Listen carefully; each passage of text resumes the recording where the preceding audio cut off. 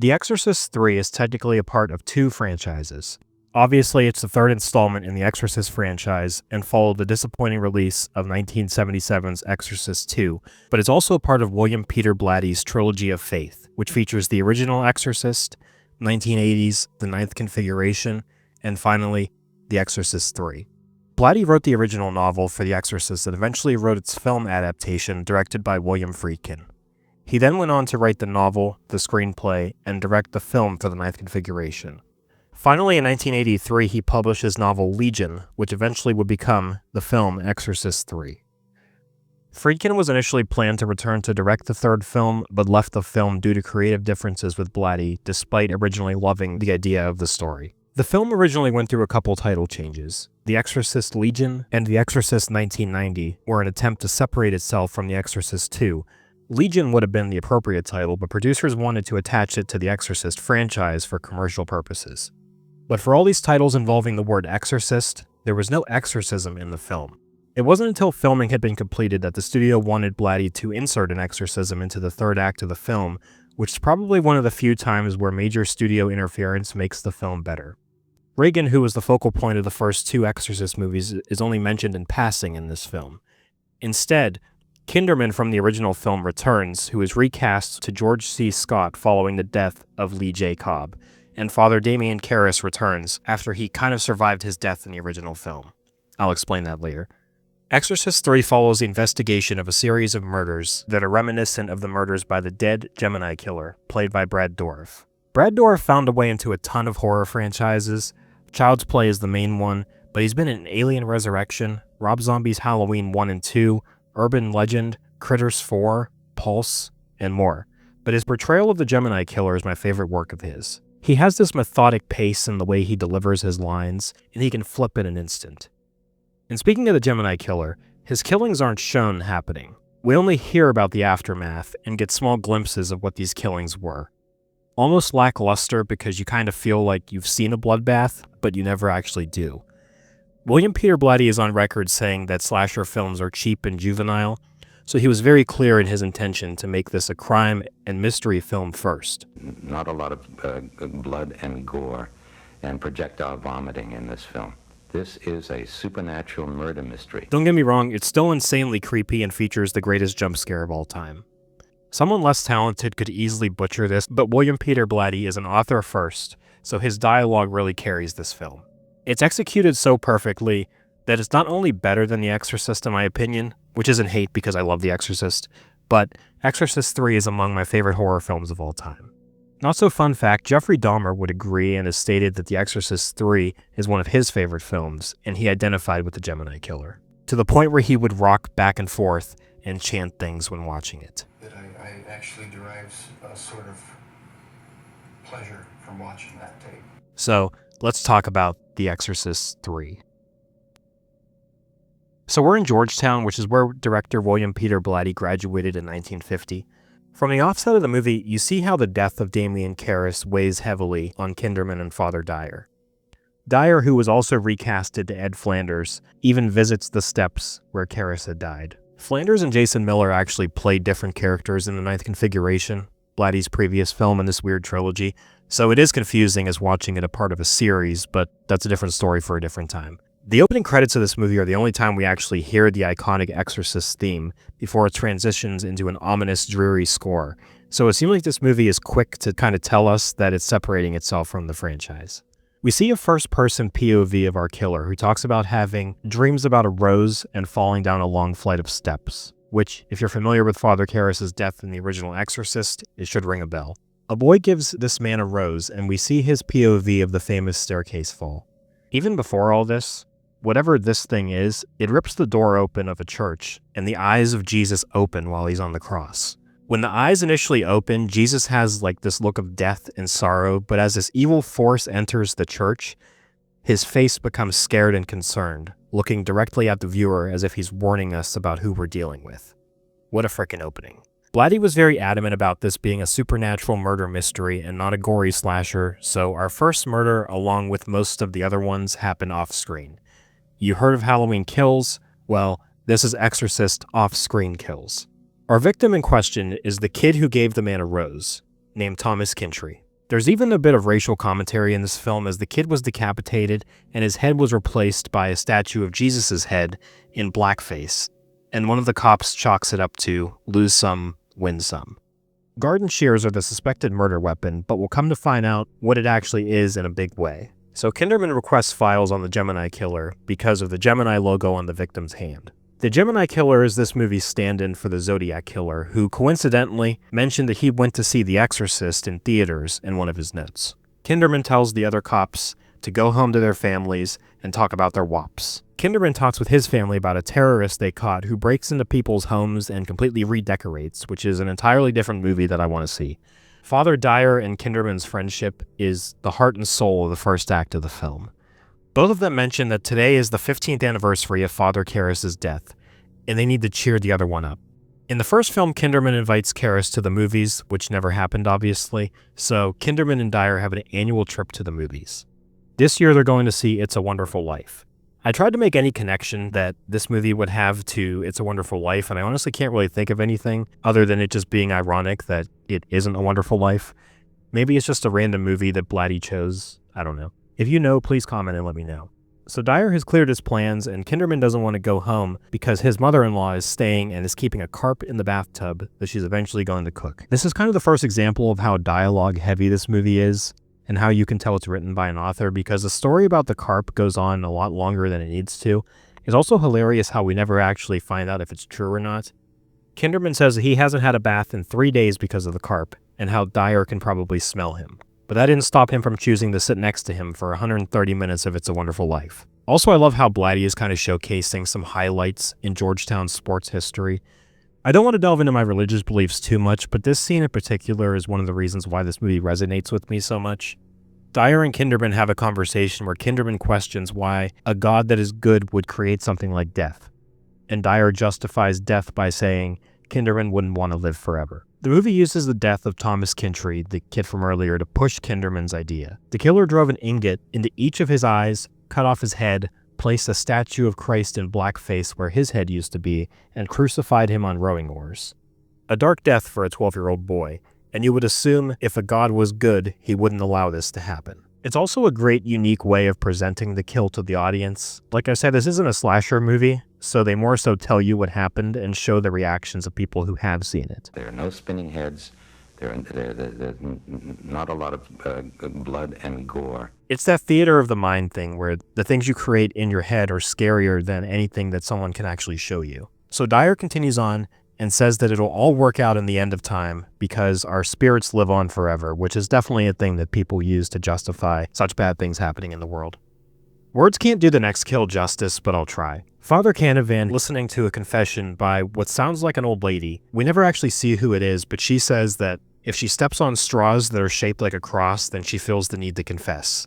But then she confesses to killing 17 people and says that God only forgives small sins and not 17 of them. She even says that it's a problem that she's working on. All this bleeding.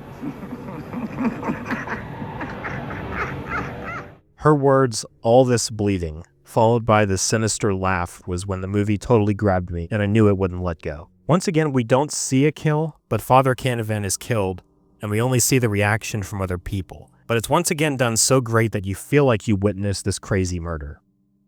George C. Scott's reaction to viewing the body also helps us understand how grotesque this body is now looking. Despite Father Canavan only having access to the inside of the booth, Kinderman still requests fingerprints from it, which will come back later. Kinderman is given the results of the autopsy of Thomas Kintry, and the decapitation is not what killed him. He was injected with succinylcholine, which is a muscle relaxer, and if you inject 2 milligrams per 50 pounds of body weight, it will cause total immediate paralysis. So the killer is very well versed in the medical field. Giving a fraction too less would have no effect on a person, and giving them too much causes instant death. And poor Thomas was awake and could feel everything while he was being murdered. The drug attacks the respiratory system, and it caused him to suffocate while he was being tortured.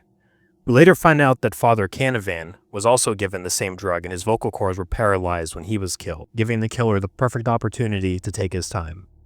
So Father Dyer was admitted to the hospital, and I love Kinderman's way of downplaying his worry by asking, "What's this nonsense?" when he enters Dyer's room. They bicker about how Dyer is downplaying what's wrong with him, and you can really tell that Kinderman is worried. This hospital is also chaotic with like dogs in the waiting room and nurses almost giving the medicine to the wrong patients. It reminds me of when me and my brother were both getting our wisdom teeth out. His was only on one side, mine was all four, but the dentist got us mixed up and numbed the wrong side of his mouth because he thought my brother was me. So Kinderman was right to suggest that they check for fingerprints because the killer purposely closed the confession booth so no one would find Father Canavan's body. But the fingerprints at Canavan's death don't match the fingerprints that were at Thomas Kintry's death, suggesting that two different people were committing these murders despite them being so similar. That night, Kinderman has a very haunting dream that seems to be heaven, or at least the train station to get to heaven. I'm going to assume that William Peter Blatty is a fan of Powell and Pressburger because it reminds me of their film A Matter of Life and Death, and there's even a pilot here. By the way, that film is incredible and is on my long list of movies that I want to discuss on the channel sometime. In this bizarre version of heaven, there aren't a lot of happy faces, which you can make a case for because we mourn those who die, so going to heaven, you would assume that they might mourn us as well. Fabio is here, Samuel L. Jackson is here, and Patrick Ewing is here, who went to Georgetown. In terms of people who matter to the plot, Thomas Kintry is here, and Father Canavan is here. And unfortunately, Father Dyer is here as well. So yes, Father Dyer was murdered that night, and the friendship that we saw between him and Kinderman, it's gone, and it breaks my heart.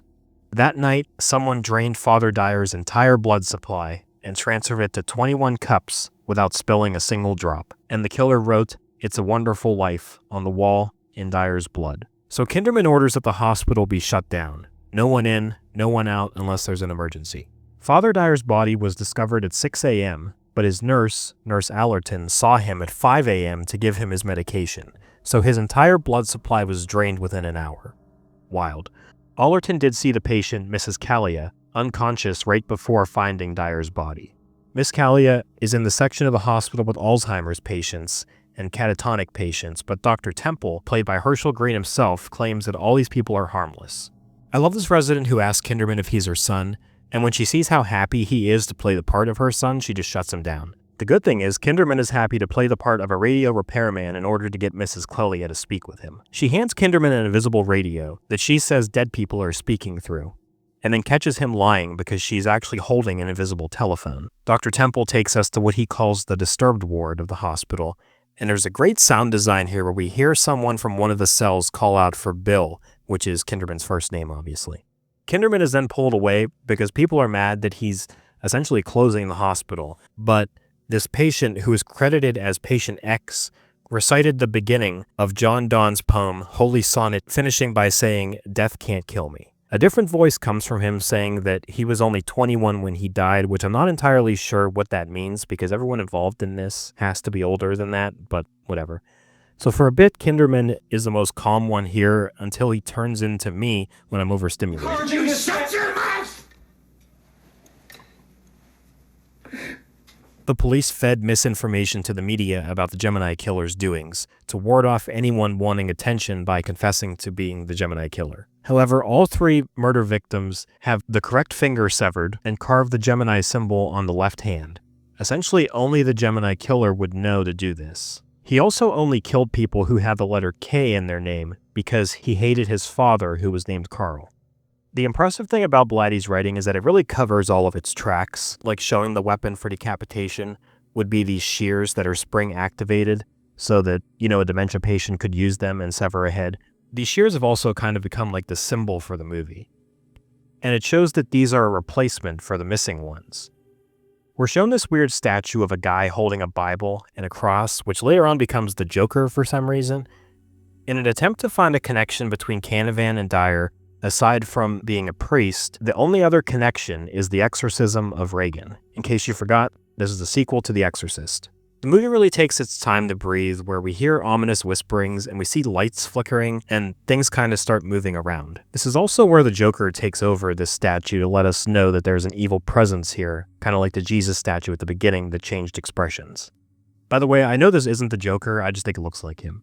The university professor gives us the rundown of how everyone is connected and why they're being targeted. So to sum it up, Dyer and Karras were very close, which we know from the original film. Dyer was also a friend of Reagan's family.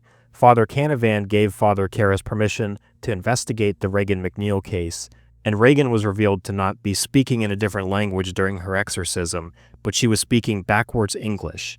And Thomas Kintry's mother was the one who revealed this. Got it? I know it's a lot, but just everyone's connected. Simple as that.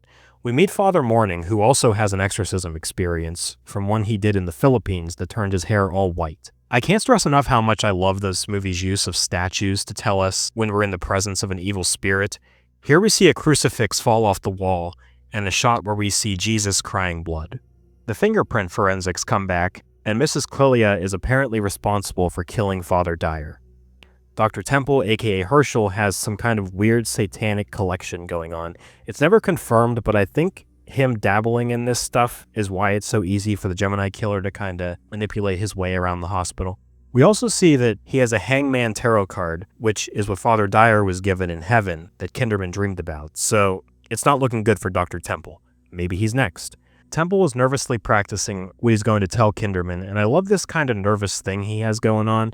Like, he really wants to help out, but he could feel guilty for dabbling in the occult stuff. We'll also later find out why he's actually feeling guilty. Dr. Temple reveals that patient X from earlier was a guy wandering the C&O Canal 15 years ago with amnesia. He's gotten worse over the 15 years, but 6 weeks ago, he started getting better day by day. And then suddenly, he got violent, and he's been given electroshock therapy, and he claims to be the Gemini Killer. Kinderman grows suspicious that patient X might have been wearing priest clothes the night he was brought in, but there was nothing of note in his files.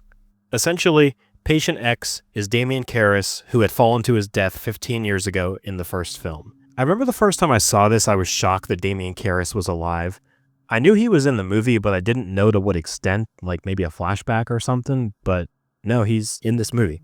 It's definitely a shocking twist that is done in a very subdued way that I think only Blatty would have been able to accomplish. This is confirmed when Kinderman goes to visit Karras in his cell, and Karras tells him, "It's a wonderful life."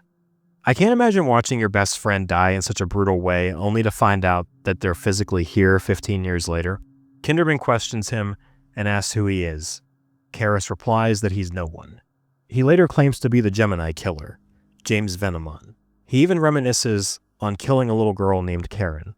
Jason Miller does a crazy good job of delivering this monologue, which is a total opposite of his performance in the first film.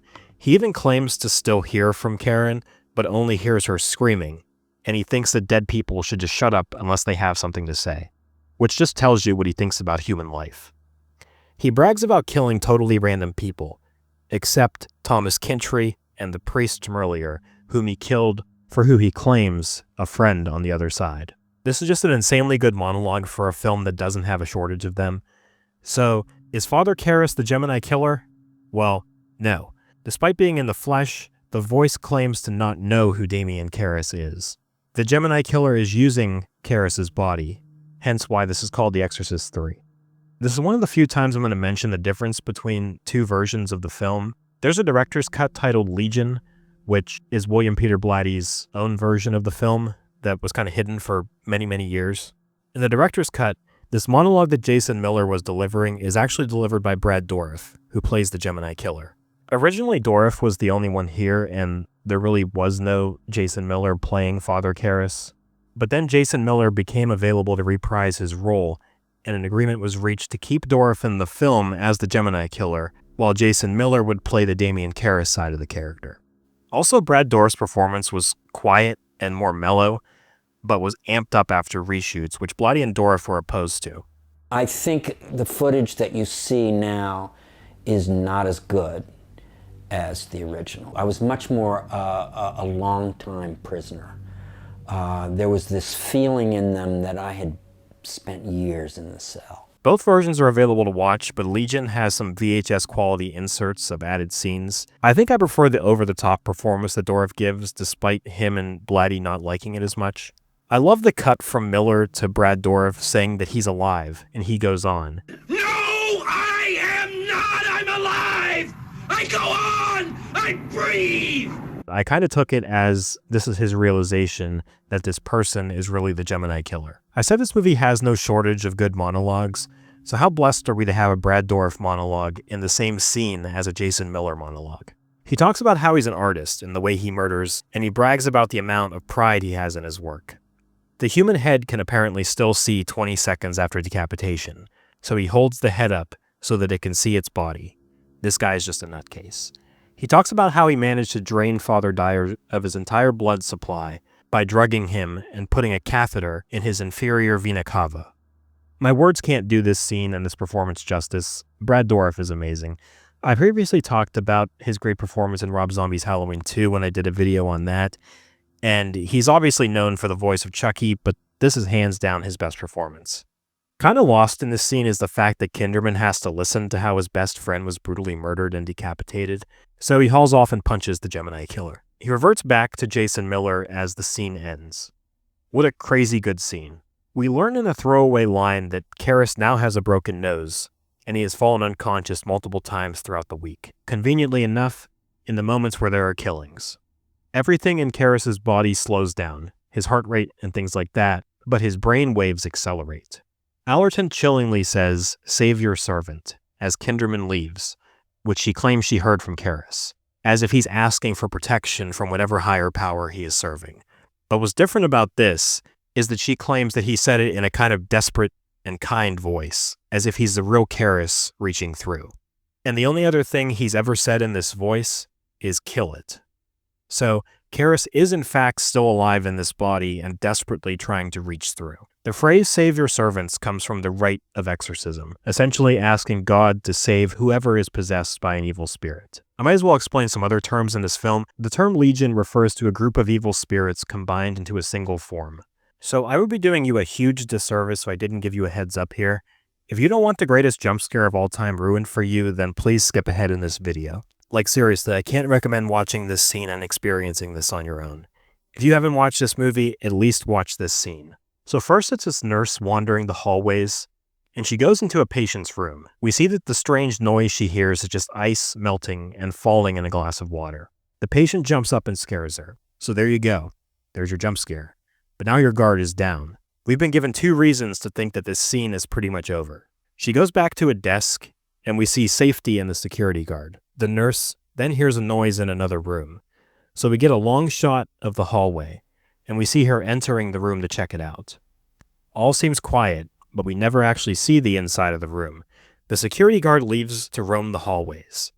She leaves the room, shuts the door, and then a jump scare great enough to make you levitate occurs.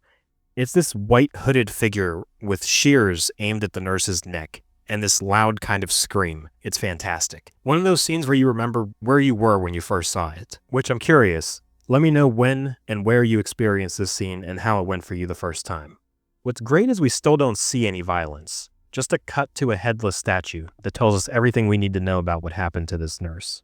We cut to coroners removing her body from the room. Kinderman is told that she was cut down the middle and all of her vital organs were removed, and the killer stuffed her with rosaries and sewed her back up. The Gemini killer was not lying when he bragged about craftsmanship. Nurse Allerton screams for Kinderman as she has found Dr. Temple, aka Herschel Green, after he committed suicide.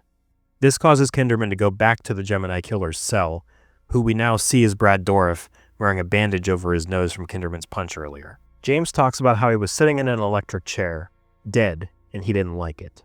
So much killing to do, and he was without a body.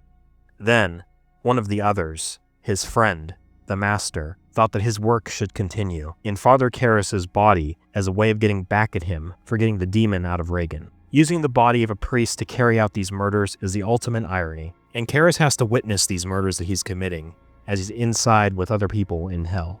Brad Dourif's screaming with this weird roar drives home just how intense this scene is, and Kinderman just sits in silence as if he's speechless. James settles down a bit and explains how the Master brought him to Father Karras, and as Karras slipped out of the body, James was slipped in.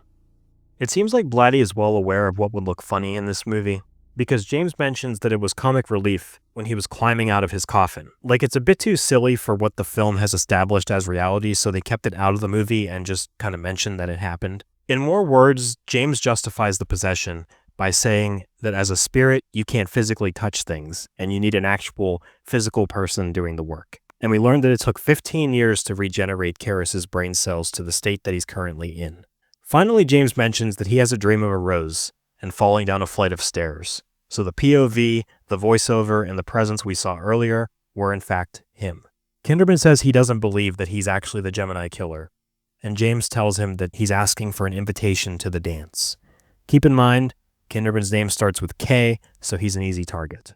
And James owns up to not being involved in Temple's suicide, and that it was probably out of guilt due to bringing Kinderman to James. He threatened him with pain that cannot be imagined.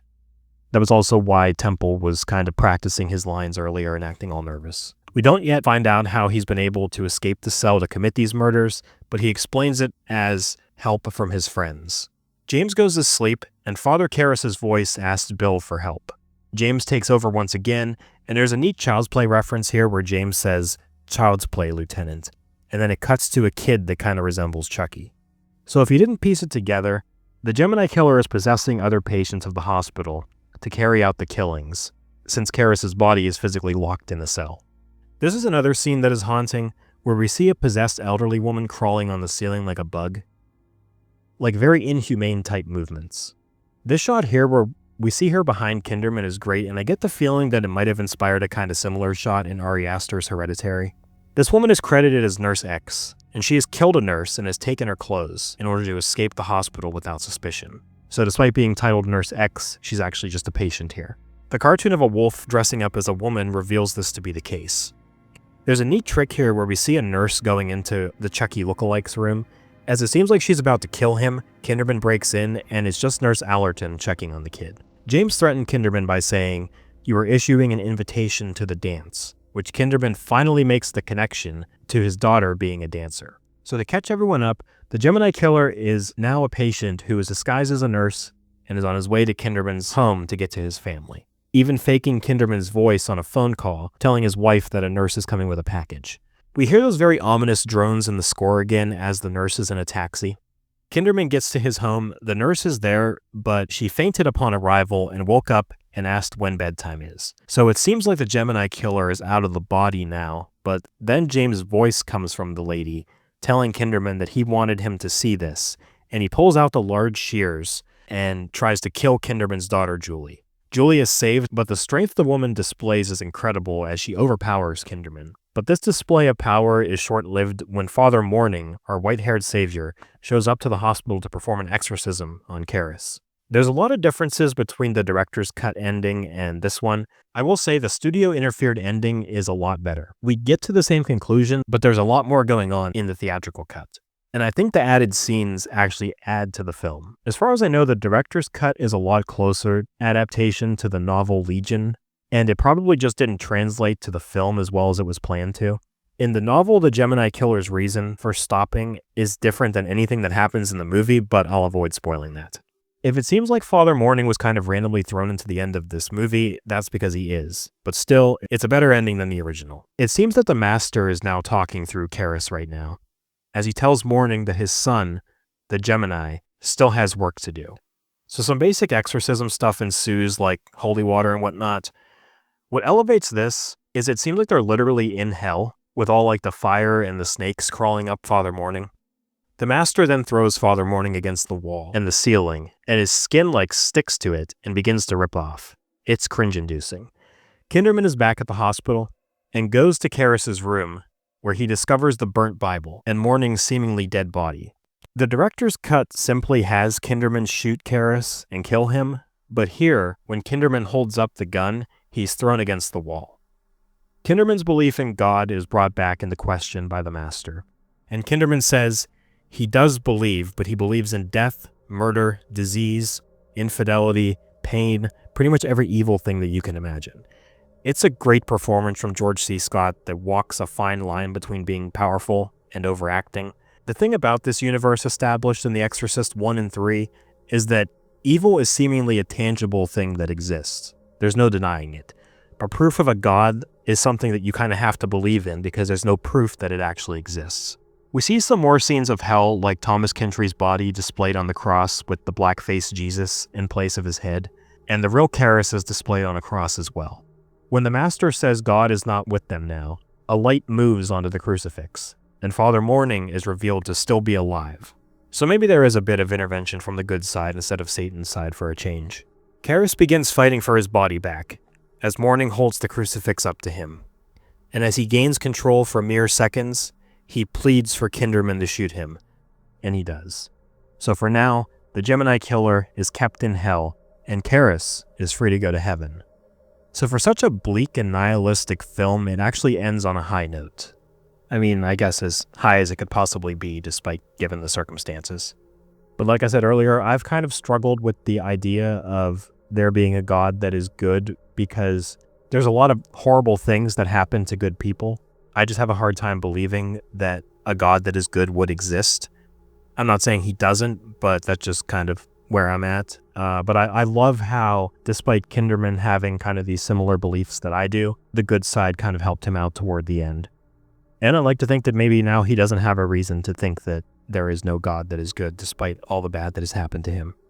So writer-director William Peter Blatty begged the studio to not name this Exorcist 3 or anything involving The Exorcist, but like I said, studios wanted to attach it to the franchise for brand recognition. Blatty hated The Exorcist 2, and he knew that the reception of that film would result in a disappointing box office run for Part 3. Despite opening at number 1 in the box office, it faded quickly and only made $44 million on an $11 million budget. And Blatty was right, because the studio ended up coming to him and said Exorcist 2 resulted in a lack of interest for Exorcist 3.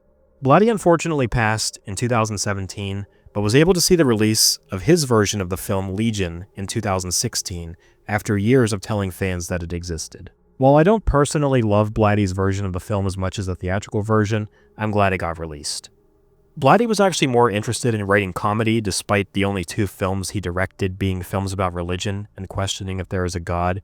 He later said despite him wondering if there was a God, his novel Legion gave him more clarity, and he did come to the realization that there is a God that is good, which I think is really cool. I also really love Blatty's first film, The Ninth Configuration. It's thought-provoking, but has some funny scenes, and I'll probably talk about that movie on the channel sometime soon. The Exorcist franchise kind of lived on, despite Blatty saying if he had anything to do with it, there would never be a Part 4. 2 prequels of the same script were released in 2004 and 2005, called Exorcist: The Beginning and Dominion, prequel to The Exorcist, which the making of those movies is its own story that I'd love to talk about sometime. Exorcist Believer came out in 2023 and was supposed to be the start of a trilogy of films, but it isn't that good and the trilogy got canceled. There's currently a reboot in the works, directed by Mike Flanagan, and if there's anyone who could pull this off, it's probably him. There was a TV series from 2016 to 2017 that I haven't seen, but I heard is really good. In 2018, a VR video game was released, which is actually inspired by The Exorcist 3, titled The Exorcist Legion VR. So it's nice to see that the legacy of The Exorcist 3 does live on in some form. I first saw this film in 2022, so I'm part of a new crop of people who are discovering this crazy crime thriller disguised as an Exorcist sequel. I want to end this video on this quote. People writer Ralph Novak said it best, and with the recent passing of David Lynch, I think his quote hits even better now. As a movie writer-director, William Peter Blatty is like David Lynch's good twin. He's eccentric, original, funny, and daring. But he also has a sense of taste, pace, and restraint, which is by way of saying that this is one of the shrewdest, wittiest, most intense, and most satisfying horror movies ever made.